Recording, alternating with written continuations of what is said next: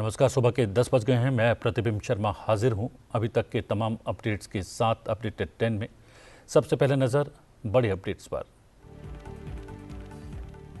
केंद्र सरकार की बड़ी घोषणा, जूट और कपास के बाजार दाम न्यूनतम समर्थन मूल्य से कम होने पर सरकार किसानों से फसल खरीदने को तैयार।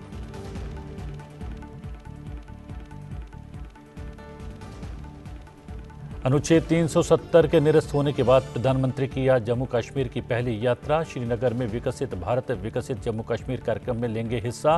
कृषि अर्थव्यवस्था को प्रोत्साहन देने के लिए लगभग 5,000 करोड़ रुपए के कार्यक्रम को करेंगे राष्ट्र को समर्पित। 1,400 करोड़ रुपए से अधिक राशि की 52 पर्यटन क्षेत्र की परियोजनाओं को करेंगे लॉन्च। चित्रकूट में रखेंगे एक विशेष कार्यक्रम की आधारशिला। उपराष्ट्रपति जगदीप धनखड़ 8 मार्च को 3 दक्षिणी राज्यों कर्नाटक, केरल और तमिलनाडु का करेंगे दौरा। आज चंडीगढ़ में पंजाब यूनिवर्सिटी के 71वें वार्षिक दीक्षांत समारोह में लेंगे हिस्सा, बनेंगे मुख्य अतिथि।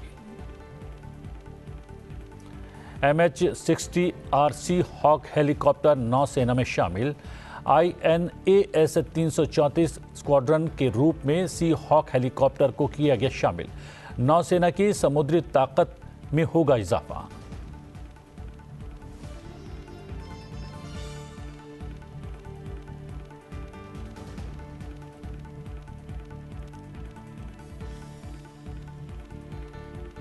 केंद्रीय खेल मंत्री अनुराग सिंह ठाकुर ने किया ऐलान, खेलो इंडिया पदक विजेता खिलाड़ियों को अब सरकारी नौकरियों के लिए मिलेगी पात्रता। सरकारी नौकरी के इच्छुक खिलाड़ियों के लिए पात्रता मानदंड में किए गए संशोधन। केंद्रीय मंत्री पीयूष गोयल ने कहा है कि यदि जूट और कपास के बाजार दाम न्यूनतम समर्थन मूल्य से नीचे आते हैं तो सरकार किसानों से उनकी फसल खरीदने को तैयार है। केंद्रीय कपड़ा, उपभोक्ता मामले और खाद्य एवं सार्वजनिक वितरण विभाग तथा वाणिज्य एवं उद्योग मंत्री ने बुधवार को कहा कि केंद्र जूट और कपास के उत्पादन को बढ़ाने की दिशा में काम कर रहा है और विदेशी निर्यात के लिए कृषि के दृष्टिकोण को पूरा करने के लिए गुणवत्ता वाले बीज और उर्वरक उपलब्ध कराने को भी तैयार है। केंद्रीय मंत्री ने कपड़ा क्षेत्र के लाभार्थियों के साथ बातचीत के दौरान ये बात कही और उनसे वोकल फॉर लोकल पर ध्यान देने को भी कहा। उन्होंने कहा कि हमारे उत्पादों को विश्व मंच पर पहुंचाने के लिए प्रधानमंत्री नरेंद्र मोदी का स्पष्ट आह्वान है। उन्होंने ये भी कहा कि देश में कपड़ा उत्पादन बढ़ने से आय बढ़ेगी, रोजगार के अवसर खुलेंगे और ये देश को आत्मनिर्भर बनाने में भी महत्वपूर्ण भूमिका निभाएगा। भारतीय नौसेना ने बुधवार को MH-60 RC हॉक बहुउद्देशीय हेलीकॉप्टर्स को अपने बेड़े में शामिल कर लिया। इनसे रणनीतिक जल क्षेत्र में बल की निगरानी और युद्ध क्षमताओं में उल्लेखनीय वृद्धि होने की उम्मीद है। नौसेना प्रमुख R हरि कुमार की उपस्थिति में कोची में INS गरुड़ में एक समारोह में सी हॉक्स स्क्वाड्रन को INAS 334 के रूप में भारतीय नौसेना में शामिल किया गया। यह हेलीकॉप्टर फरवरी 2020 में अमेरिका के साथ हस्ताक्षरित 24 विमान FMS अनुबंध का एक अहम हिस्सा है। MH-60 R हेलीकॉप्टर भारत की समुद्री क्षमताओं को बढ़ाएंगे, नौसेना की परिचालन का विस्तार करेंगे, रक्षा स्पेक्ट्रम और विशाल समुद्री डोमेन में निरंतर नौसैन्य संचालन का सहयोग करेंगे। हिंद प्रशांत क्षेत्र में सी हॉक की तैनाती भारतीय नौसेना की समुद्री उपस्थिति को सशक्त करेगी, संभावित खतरों को दूर करेगी और रणनीतिक रूप से महत्वपूर्ण इस क्षेत्र में एक सुरक्षित वातावरण सुनिश्चित करेगी। खेलो इंडिया पदक विजेता अब सरकारी नौकरियों के लिए पात्र होंगे। कार्मिक और प्रशिक्षण विभाग तथा खेल मंत्रालय ने सरकारी नौकरी के इच्छुक खिलाड़ियों के लिए पात्रता मानदंड में संशोधन किया है। बुधवार को नई दिल्ली में केंद्रीय खेल मंत्री अनुराग सिंह ठाकुर ने कहा कि अब खेलो इंडिया युवा विश्वविद्यालय, पैरा और शीतकालीन खेलों में पदक जीतने वाले खिलाड़ी सरकारी नौकरी के लिए पात्र होंगे। खेल मंत्री अनुराग ठाकुर ने यह भी कहा कि इस कदम का उद्देश्य एक मजबूत खेल पारिस्थितिकी तंत्र को तैयार करना है, ज़मीनी स्तर पर प्रतिभाओं को निखारना है और देश में खेलों को एक आकर्षक और व्यवहार्य करियर विकल्प में बदलना है। खेल मंत्री ने यह भी कहा कि यह संशोधित नियम भारत को एक खेल महाशक्ति बनाने के लिए खिलाड़ियों को प्रोत्साहित करने की दिशा में महत्वपूर्ण प्रगतिशील कदम है। संदेशखाली में प्रवर्तन निदेशालय के अधिकारियों पर हमले के मामले में मुख्य आरोपी तृणमूल कांग्रेस के पूर्व नेता शाहजहां शेख को केंद्रीय अन्वेषण ब्यूरो यानी कि सीबीआई की हिरासत में दे दिया गया है। बुधवार को कोलकाता उच्च न्यायालय के निर्देश के कुछ घंटों बाद सीबीआई ने उन्हें हिरासत में ले लिया। इससे पहले भी न्यायालय ने राज्य को शाहजहां शेख को सीबीआई को सौंपने का आदेश जारी किया था, लेकिन प्रशासन ने इसे मानने से इनकार कर दिया था। प्रशासन ने इसके बाद सर्वोच्च न्यायालय में अपील दायर की थी, लेकिन न्यायालय ने इस पर तुरंत सुनवाई करने से इनकार कर दिया था। प्रधानमंत्री नरेंद्र मोदी आज जम्मू कश्मीर का दौरा करेंगे। इस दौरान वो राज्य को 6,400 करोड़ रुपए की विकास परियोजनाओं की सौगात देंगे और 1,000 युवाओं को नौकरी का नियुक्ति पत्र भी प्रदान करेंगे। प्रधानमंत्री श्रीनगर के बख्शी स्टेडियम में जनसभा को संबोधित भी करने वाले हैं। कश्मीर में अनुच्छेद 370 हटने के बाद प्रधानमंत्री मोदी का ये पहला दौरा है। इससे पहले 2019 में नरेंद्र मोदी प्रचार के लिए जम्मू कश्मीर गए थे। प्रधानमंत्री नरेंद्र मोदी आज दोपहर करीब 12 बजे श्रीनगर के बख्शी स्टेडियम पहुंचेंगे, जहां वो विकसित भारत विकसित जम्मू कश्मीर कार्यक्रम में हिस्सा लेंगे। कार्यक्रम के दौरान प्रधानमंत्री जम्मू कश्मीर में कृषि अर्थव्यवस्था को बढ़ावा देने के लिए लगभग 5,000 करोड़ रुपए के कार्यक्रम समग्र कृषि विकास कार्यक्रम राष्ट्र को समर्पित करेंगे। प्रधानमंत्री स्वदेश दर्शन और प्रसाद योजना के तहत 1,400 करोड़ रुपए से अधिक की पर्यटन क्षेत्र से संबंधित कई परियोजनाओं का शुभारंभ भी करेंगे, जिसमें हजरत बल तीर्थ का एकीकृत विकास परियोजना भी शामिल है। इसके अलावा प्रधानमंत्री जम्मू कश्मीर के लगभग 1,000 नए सरकारी कर्मचारियों को नियुक्ति पत्र वितरित करेंगे और विभिन्न सरकारी योजनाओं के लाभार्थियों के साथ बातचीत करेंगे। प्रधानमंत्री भारतीय प्रवासियों को अतुल्य भारत के राजदूत बनने के लिए प्रेरित करने और भारत में पर्यटन को बढ़ावा देने के उद्देश्य से चलो इंडिया ग्लोबल डायस्पोरा अभियान की शुरुआत करेंगे। ये अभियान प्रधानमंत्री के आह्वान के आधार पर शुरू किया जा रहा है, जिसमें उन्होंने भारतीय प्रवासी सदस्यों से कम 5 गैर भारतीय मित्रों को भारत की यात्रा करने के लिए प्रोत्साहित करने का अनुरोध किया था। 3 करोड़ से अधिक प्रवासी भारतीयों के साथ भारतीय प्रवासी सांस्कृतिक राजदूत के रूप में कार्य करते हुए भारतीय पर्यटन के लिए एक शक्तिशाली उत्प्रेरक के रूप में काम कर सकते हैं। गत वर्षों में जम्मू कश्मीर के पर्यटन और जीवन में बेहतरीन बदलाव आया है और इस बदलाव की कहानी बयां करती है ये रिपोर्ट। प्रधानमंत्री श्री नरेंद्र मोदी जी 7 मार्च 2024 को कश्मीर घाटी आ रहे हैं। प्रधानमंत्री जी के विकसित भारत के संकल्प के अंतर्गत दिए गए 32,000 करोड़ के डेवलपमेंटल प्रोजेक्ट से कश्मीर घाटी में खुशी की लहर दौड़ गई है। आपके माता पिता को, आपके दादा दादी को, आपके नाना नानी को मुसीबतों से जिंदगी जीनी पड़ी। मेरे नौजवान, आपको कभी भी ऐसी मुसीबतों से जिंदगी जीनी नहीं पड़ेगी।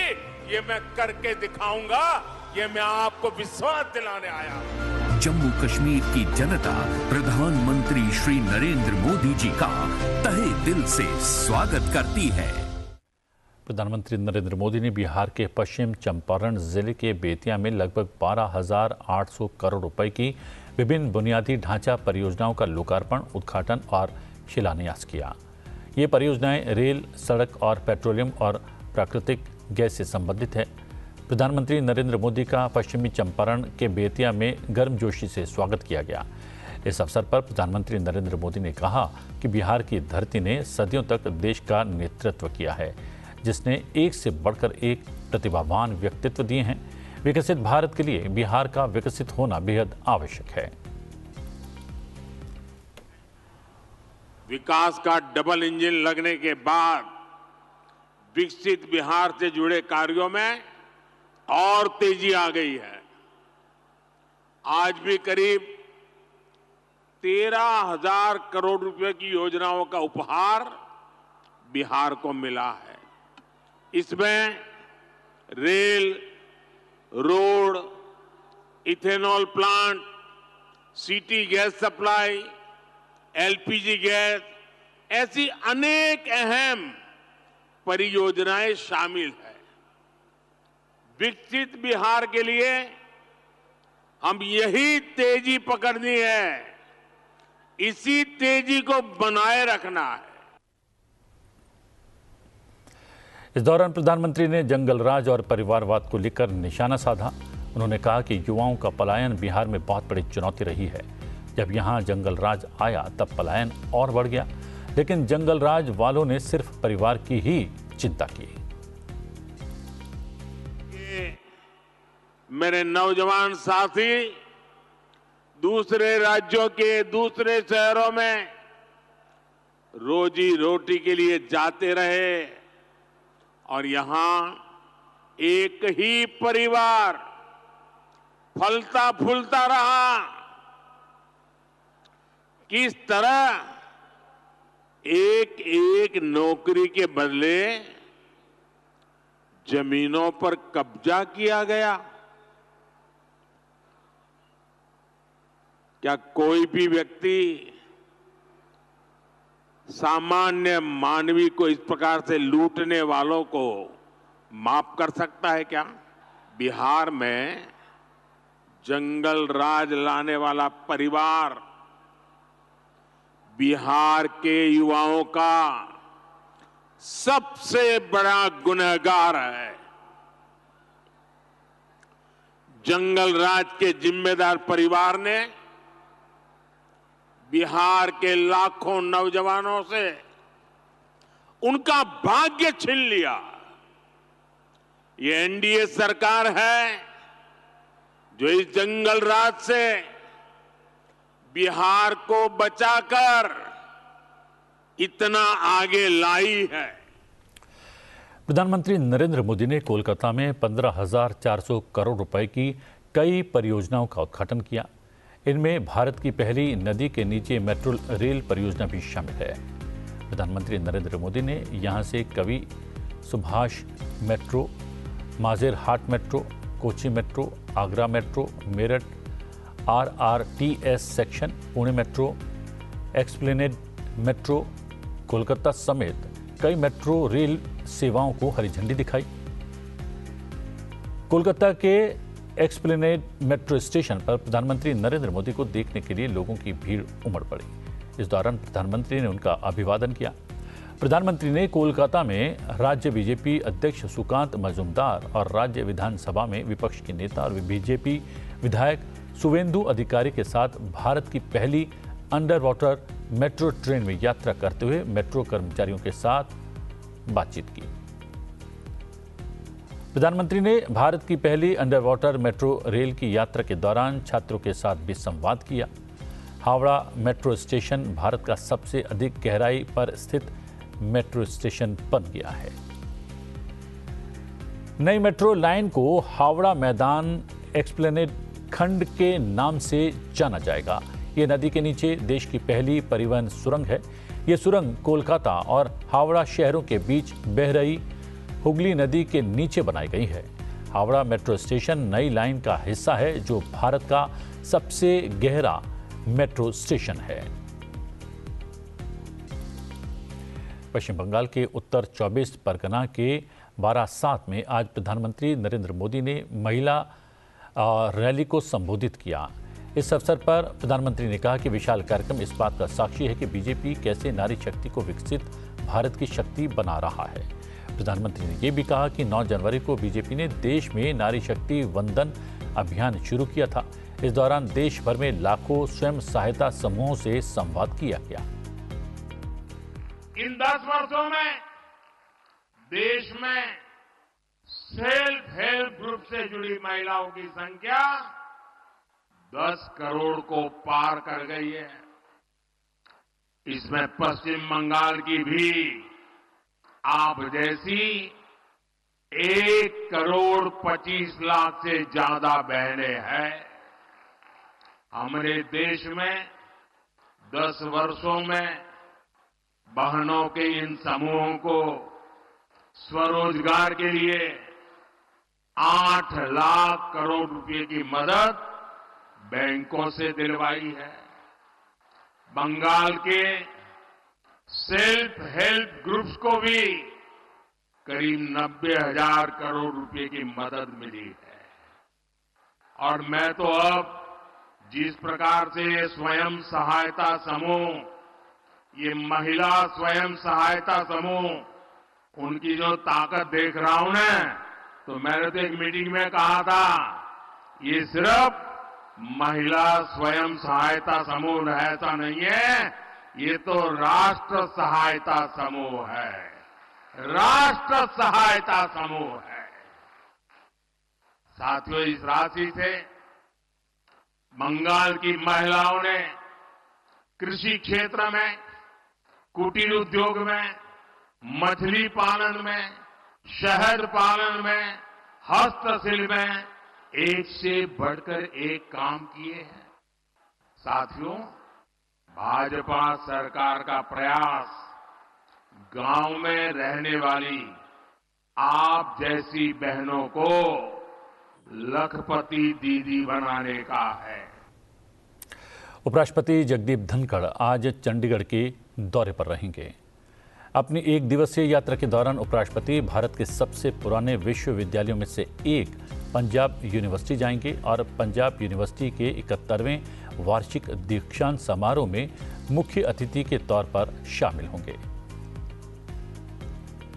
इसके बाद उपराष्ट्रपति कल 8 मार्च को 3 राज्यों कर्नाटक, केरल और तमिलनाडु का दौरा करेंगे। इस 1 दिवसीय यात्रा के दौरान उपराष्ट्रपति बेंगलुरु में इसरो उपग्रह एकीकरण और परीक्षण प्रतिष्ठान यानी ISITE का दौरा करेंगे और इसरो के वैज्ञानिकों के साथ संवाद भी करेंगे। उपराष्ट्रपति केरल के तिरुवनंतपुरम में राजानका पुरस्कार समारोह में मुख्य अतिथि के तौर पर शामिल होंगे। उपराष्ट्रपति महाशिवरात्रि पर्व पर तमिलनाडु के कोयम्बटूर में ईशा योग केंद्र में आयोजित समारोह में भी हिस्सा लेंगे। लोकसभा अध्यक्ष ओम बिरला संसद परिसर स्थित संविधान सदन में केंद्रीय युवा मामलों और खेल मंत्रालय की तरफ से आयोजित राष्ट्रीय युवा संसद महोत्सव में शामिल हुए। संविधान सदन में उन्होंने राष्ट्रीय युवा संसद कार्यक्रम के विजेता प्रतिभागियों को सम्मानित किया। इस अवसर पर लोकसभा अध्यक्ष ने कहा कि युवाओं के पास नई सोच, नए विचार और नया जोश है, जिससे वो सतत भविष्य की ओर भारत को आगे बढ़ाने का साहस रखते हैं। उन्होंने उम्मीद जताई कि विकसित भारत के संकल्प की सिद्धि युवा ही करेंगे। 2047 का भारत कैसा होना चाहिए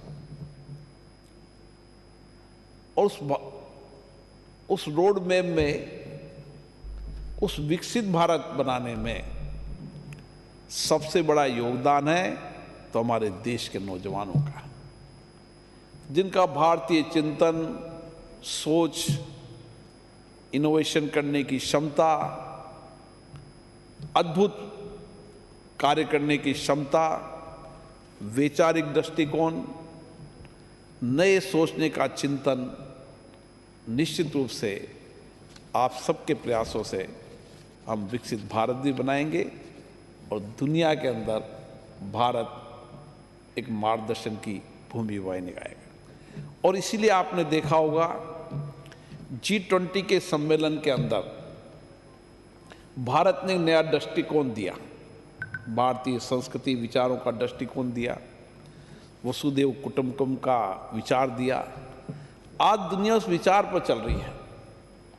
हम वर्षों तक हमारी विरासत, हमारी संस्कृति, इन विचारों की संस्कृति रही है और आज हम हमारे विरासत को भी साथ लेकर चल रहे हैं और विरासत को साथ लेकर हम नए आधुनिकता की ओर बढ़ रहे हैं। लोकसभा अध्यक्ष ओम बिरला ने कहा कि महिलाओं को अधिक आर्थिक स्वायत्तता, व्यक्तिगत स्वतंत्रता और राजनीतिक शक्ति हासिल हो, इस दिशा में सरकार हर संभव प्रयास कर रही है। वो दिल्ली के लक्ष्मीबाई कॉलेज में नए भवन के उद्घाटन के अवसर पर संबोधित कर रहे थे। लोकसभा अध्यक्ष ने कहा कि भारत ने 2047 तक विकसित देश बनाने का संकल्प लिया है। अगले 25 वर्ष देश के लिए, आपके भविष्य के लिए बहुत अहम होंगे। उन्होंने ये भी कहा कि पिछले 10 वर्षों में नारी शक्ति के सशक्तिकरण को लेकर अनेक कदम उठाए गए हैं। आज हमारी नारी शक्ति का परचम हर क्षेत्र में लहरा रहा है। आज देश के हर क्षेत्र के अंदर हमारी महिलाएं नेतृत्व कर रही है। सामाजिक क्षेत्र हो, आर्थिक क्षेत्र हो, राजनीतिक क्षेत्र हो, टेक्नोलॉजी का हो, विज्ञान का हो, अनुसंधान का हो, कौन सा क्षेत्र नहीं है जिस क्षेत्र में हमारी महिलाएं नेतृत्व नहीं कर रही। और इसीलिए इसी आत्मविश्वास के साथ आपको इस कॉलेज के कैंपस से निकलना है। ये कॉलेज के आपके दिन आपके जीवन में हमेशा बहुत अमूल्य दिन है।